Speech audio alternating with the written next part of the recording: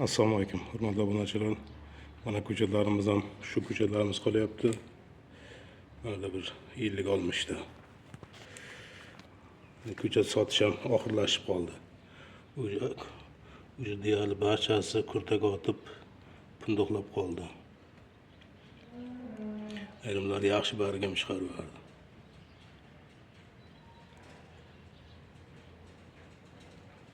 Yaqinda qisqa kunlar ichida tugatamiz buni ham sotib. Kim ulgura olmagan bo'lsa qo'ng'iroq qilingizlar. Dastlabkilarimiz bor. Har nima 1 yil oldi. Mana kunlarga taxlayapmiz. ikkita 4ta. Ular Gulistonga, keyin Qarshiga ketyapti. Harakat qilingizlar, ulgurib qolingizlar. Olmishtaga.